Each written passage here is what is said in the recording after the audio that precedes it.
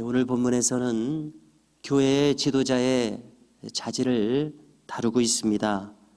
특히 오늘 말씀에서 가리키는 이 감독이라고 하는 말을 통해서 교회를 돌아보는 이 목회자의 자질을 다루고 있습니다.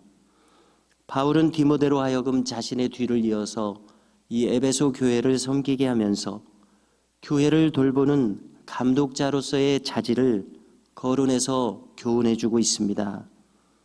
먼저 여기 이 감독이라고 하는 말을 생각해 보겠습니다. 우리가 교회에서 목회하는 직분을 이제 목사, 전도사라고 하는데 오늘 이 본문에서는 특별히 감독이라고 하는 직분을 거론하고 있습니다. 헬라어로 살핀다면은 에피스코푸스라는 말을 쓰고 있습니다. 여기서 헬라어에서 에피라는 말은 위를 가리키고 스코푸스라는 말은 눈으로 본다는 의미입니다. 즉 위에서 널리 살펴보는 것을 가리킴을 알 수 있습니다. 위에서 이렇게 돌아보는 그 교회를 돌아보는 것을 가리키고 감독하는 것, 관리하는 것을 뜻함을 알 수 있습니다. 즉 두루두루 돌아보고 보살피는 목회자로서의 의미를 담은 말이 이 감독, 에피스코푸스임을 알 수 있습니다. 현대 교회에서도 이 감독이라고 하는 직분이 있습니다. 특히 가까운 감리교회에서 감독이라는 말을 쓰고 있는데요. 교회의 이 정치 형태로서 감독제 교회라고 하는 정치 형태가 있습니다. 장로교의 경우는 장로교 정치체제라고 칭하게 되는데요. 그래서 이 감독교회의 교회 형태를 에피스코팔 처치라고 영어에서는 이야기합니다. 대표적인 감독교회로서는 감리교와 또 감리교의 전신인 성공회가 있고 또 성공회는 그 조직과 체계가 이전에 가톨릭에서 그대로 나왔습니다. 그래서 이 가톨릭의 성직자 제도가 그 감독제 교회 정치 제도의 특징 뿌리인 것을 알 수 있습니다. 한편 이 신약 성경 다른 곳에서는 교회의 지도자로서 장로라는 직분을 언급하고 있습니다. 헬라어로는 프레스비테리온이라는 말을 쓰고 있습니다. 그래서 이 말을 곧 영어에서도 그대로 가지고 와서 프레스비테리언 처치라고 부르는 교회 제도가 있는데 바로 그것이 장로교회입니다.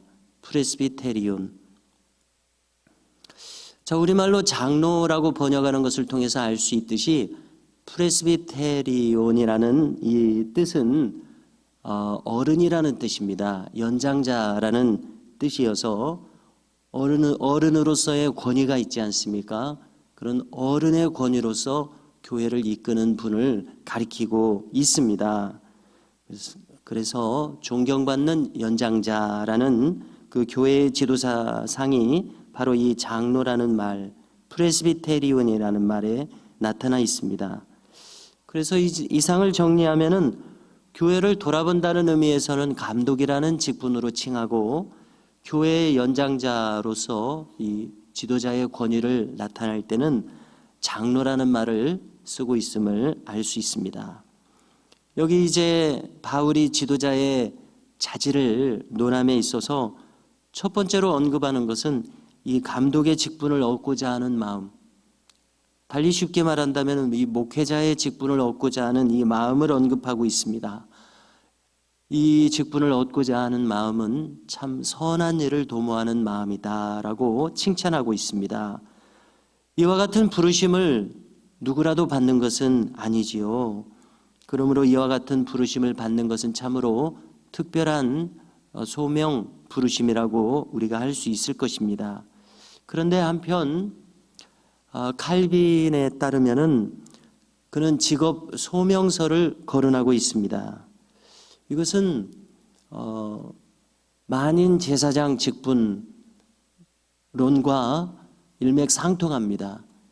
왜냐하면 중세 교회에서는 이 가톨릭의 성직자 제도가 폐단을 가지고 왔었기 때문에 이 평신도의 그 지위와 역할이 교회에서 별로 없었는데 칼빈과 루터는 이것이 성경적이지 않다고 해서 모든 성도가 하나님 앞에 제사장이다.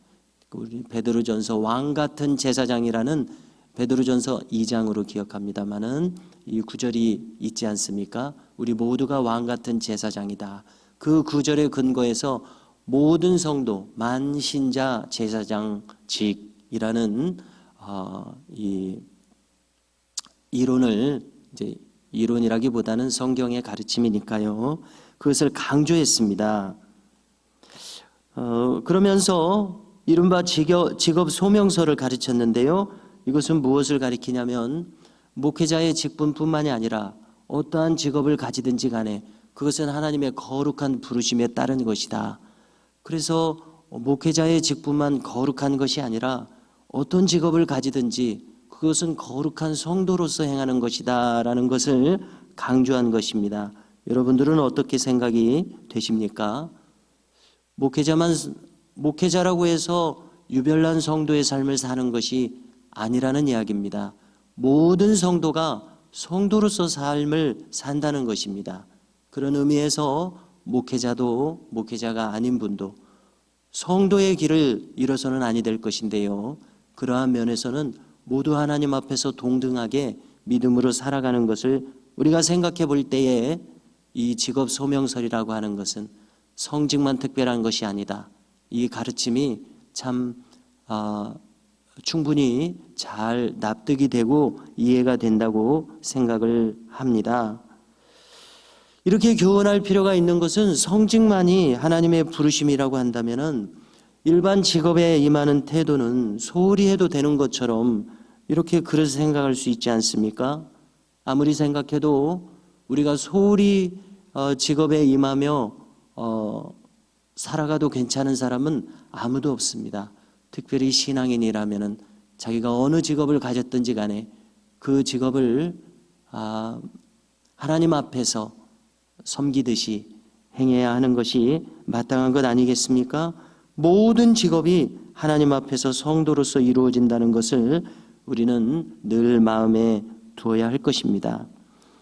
직업에 대한 원리는 이렇다는 것을 생각하고서 이제 성직을 생각한다면 아무래도 성직은 성직대로의 특별함이 있는 것은 사실입니다. 바울에 의하면 이것은 선한 일을 사모하는 것이다. 이렇게 이야기하고요. 이제 다음으로 감독의 자질을 쭉 거론해 주지 않습니까? 그래서 이것을 다 요약한다면 한마디로 높은 도덕성을 요구하고 있습니다. 책망할 것이 없는 사람. 그래서 오늘 이 내용의 마지막에서도 외인들에게서도 선한 증거를 받아야 한다고 하지 않습니까?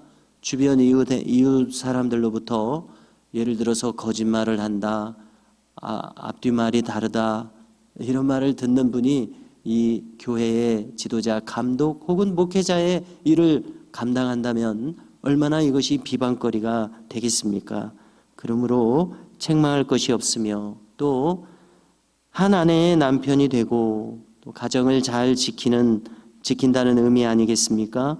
절제함, 신중함, 단정함, 또 환대하는 마음, 가르치는 능력, 금주하는 사람이어야 하고 폭력적이지 않으며 관용하는 마음이 있어야 하고 또 다투려는 사람이 아니고 돈을 사랑하지 않는 사람, 이런 자질을 거론했습니다. 또 우리가 동양의 가치에서도 수신제가라는 말을 쓰지 않습니까?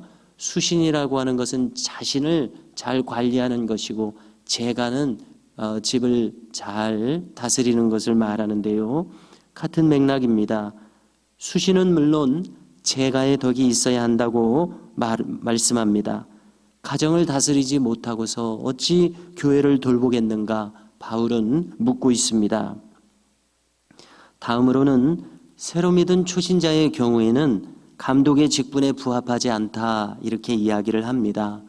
이것은 상식적으로도 충분히 납득이 됩니다. 왜냐하면 처음 믿었을 때 참 굳센 믿음을 가질 수는 있겠습니다마는 아직 교회 생활에 대해서 신앙 생활에 대해서 성경에 대해서 잘 모르는 가운데 본인이 이제 충분히 배우고 준비되어야 할 여지가 많은 가운데 지도자로 나서는 것은 참 합당하지 않다고 생각이 되지 않습니까? 상식적으로도요. 그런데 지금 바울은 그렇게 하지 않아야 할 이유로서 이 교만한 사람이 될 가능성이 있다, 이것을 거론하고 있습니다. 그렇습니다. 인간에게 있어서 교만이라고 하는 것은 큰 문제가 될 수밖에 없습니다.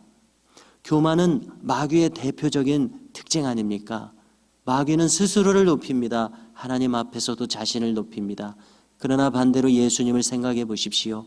하나님과 동등임에도 불구하고 오직 하나님의 뜻을 받드는 겸손함이 예수님의 자세이셨습니다. 그렇습니다.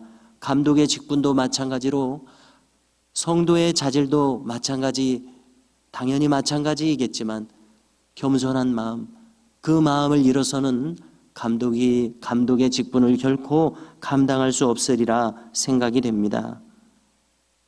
이상의 내용을 보면은 감독의 직분을 가질 사람의 실제의 이 생활상이 덕이 되어야 한다는 것을 거론하고 있습니다. 그러므로 감독과 같은 교회의 지도자의 제일 가는 덕목은 무엇이겠습니까?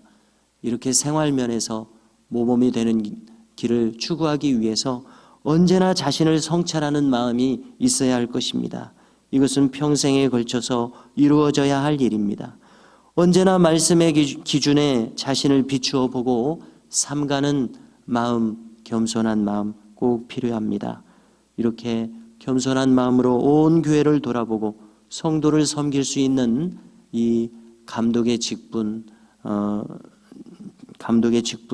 이와 같은 것을 우리가 생각하며 어찌 감독뿐이겠습니까? 우리 모든 성도가 이와 같이 생활상의 덕을 이루는 그러한 믿음의 삶을 살아야 할 것입니다.